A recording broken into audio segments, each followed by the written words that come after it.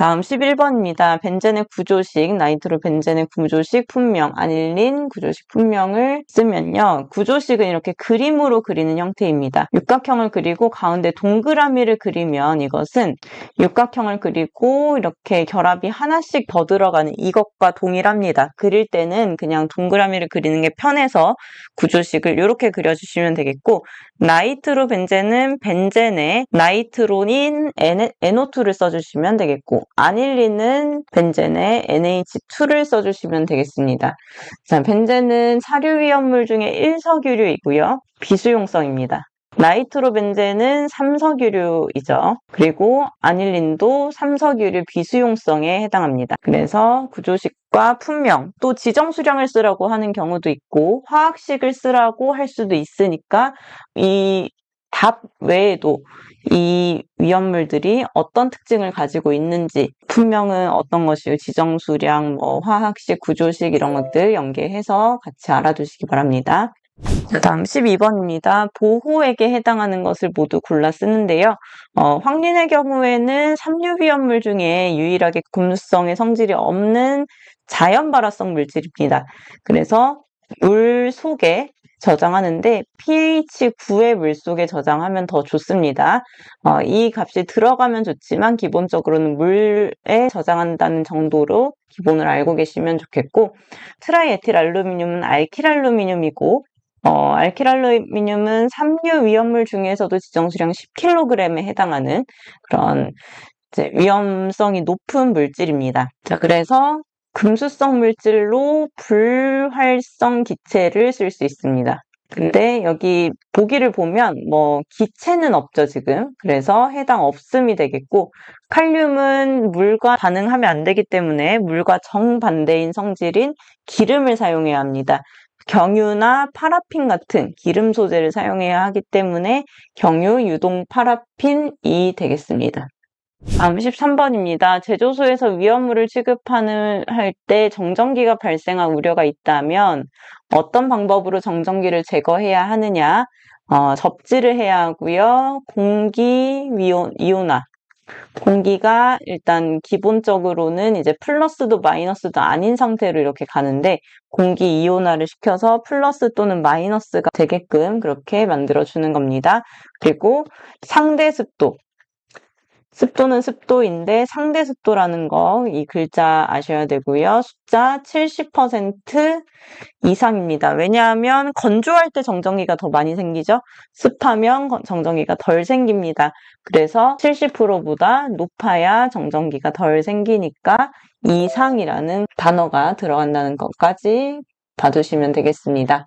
다음 14번이고요. 사료위험물의 정의에 대해서 이 내용뿐만 아니라 특수인화물, 알코올류, 이석유류, 삼석유류, 사석유류, 동식물유류까지 기준이 다 있으니까 꼭 보셔야 하고, 1석유류에는 아세톤 휘발유, 그 밖에 1기압에서 인화점이 21도 미만인 거, 2석유류는 21도에서 70도인 거, 3석유류는 70에서 200도씨인 거, 4석유류는 200에서 250도씨인 것이 위험물의 기준이 됩니다.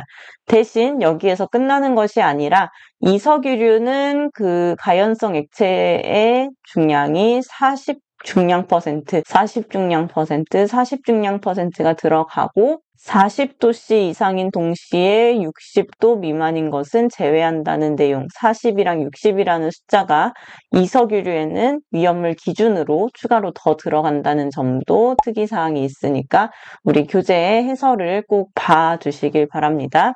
자, 15번입니다. 5개 저장소에 위험물을 저장할 때에 보유공지를 쓰시오. 자, 5개 저장소의 보유공지는 지정수량 10배 이하는 3m, 10배에서 20배는 5m, 20에서 50배는 9m, 그리고 50에서 200배는 12m, 200배 이상일 때는 15m가 됩니다. 자, 근데 이 보유공지가 항상 이렇게 적용되는 것은 아니고 5개 저장소나 5개 탱크 저장소에서는 어떠한 조건이 되면 이 보유공지의 3분의 1을 시킬 수가 있습니다. 자, 5개 저장소의 경우에는 사료 중에서 사석유류, 그리고 육류 위험물의 경우에는 3분의 1을 할 수가 있어요. 자, 그러면 지정수량 3,500배면 일단 이 자체로 15m가 됩니다. 일반적인 경우. 그리고 15m가 되고 15m의 보유공지를 가져야 하는데 육류 위험물을 저장하니까 여기에 3분의 1을 시켜줘야 돼요. 그러면 5m만 보유공지를 가져도 됩니다. 보유공지를 줄인다는 건 어떤 의미인가요? 그만큼 위험성이 덜하고 폭발이 일어나더라도 그렇게 다른 물질만큼 큰 피해가 일어나지 않을 것이다. 그래서 이렇게 유연한 기준을 둔다고 볼 수 있겠죠. 근데 오류 위험물에 대해서는 이런 해당 사항이 없습니다. 굉장히 위험한 물질이기 때문이에요. 그래서 그냥 15m. 그리고 사료 위험물에서는 사석유류는 이 3분의 1 조건에 하지만 사석유류라고 써 있지는 않기 때문에 그냥 15m 이상으로 해야 할 것 같습니다. 자, 여기에서는 그냥 단순하게 3분의 1을 하고 끝나게 되지만 외 탱크 저장소에 대해서는 3분의 1을 하면서 기본 너비가 3m, 1.5m 이렇게 되는 부분도 있으니까 그 내용도 연관 지어서 어떤 위험물에 3분의 1을 해줘야 하는지 탱크가 2개이면 또 3분의 1을 하고 이런 내용도 구분해서 보시기 바랍니다. 다음 16번입니다. 염소산칼륨에 대해서 화학 반응식을 쓰는데 염소산칼륨은 K가 들어간 ClO3이죠.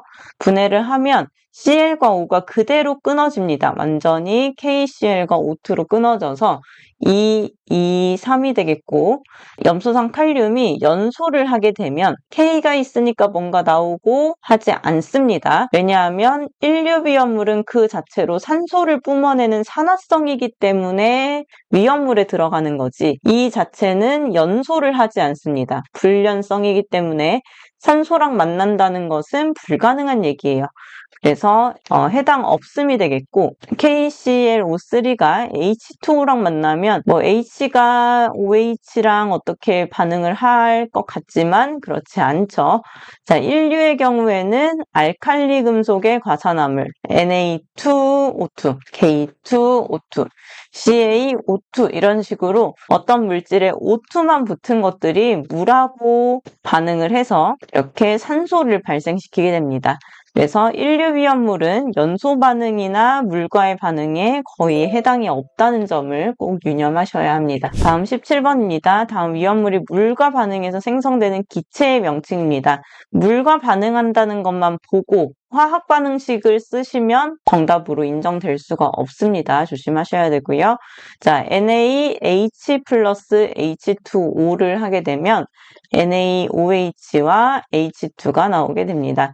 자, 칼슘은 금속이기 때문에 금속은 대부분 물과 만나면 이렇게 수소가 나와요. 과산화 마그네슘은 MgO2가 됩니다. 자, 물과 만나게 되면 MgOH가 2개 나오고 무기과산화물이기 때문에 알칼리 금속의 과산화물이기 때문에 O2가 나오게 됩니다. 자, 질산 칼륨은 불연성 물질이고요. 과염소산도 육류위험물 산화성 액체이기 때문에 불연성이라서 해당 없습니다. 자, 이때 기체의 명칭을 쓰는 것이기 때문에 이대로 끝내는 게 아니고 수소, 산소라고 쓰셔야만 정답이 됩니다. 그래도 화학 반응식을 썼는데 이 정도 쓰면 답으로 인정해 주는 거 아니야? 라고 생각하시면 안 되고 쓰라는 걸 쓰셔야 합니다. 자, 그리고 이 문제를 통해서 반응식을 이렇게 생각을 해 보셨으면 미정계수법까지 해서 우리 교재에 있는 해설의 반응식과 숫자가 맞게 나오는지 한번 더 그 내용까지 연습을 해보시기 바랍니다. 다음 18번이고요. 이류위험물의 품명 또는 지정수량에 맞게 고쳐 쓰는 문제입니다. 자, 잘 알고 있어야지 틀린 것을 발견할 수 있겠죠.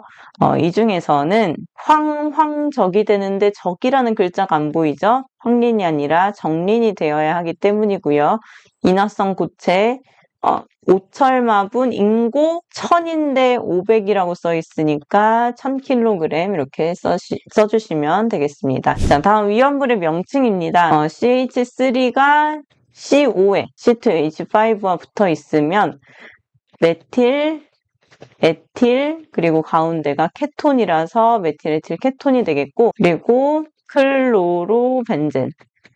이거는 이제 명칭이 정해진 거니까. 근데 이렇게 생긴 부분은 이렇게 잘라서 CH3COOH에 C2H5가 들어갔다는 걸 캐치를 해야 되죠.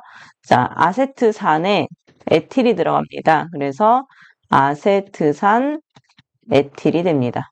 자, 20번입니다. 나트륨 57.5g이 완전 연소할 경우 산소의 부피와 공기의 부피를 각각 계산을 합니다. 산소는 O2고 공기는 N2와 O2가 각각 79%, 21%.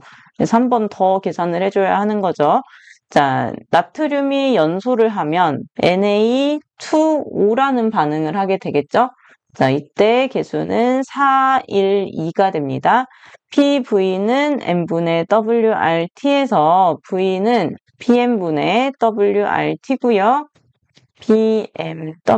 PMWRT에서 P는 1ATM, M은 NA는 23g/mol, 그리고 W는 문제에 제시된 57.5g, 0.082, ATM 점 문제에서 구하는 게 부피가 리터니까 리터 퍼 리터의 짝꿍 몰 K, 그리고 0도씨에 273을 하게 되면 273 켈빈이 됩니다.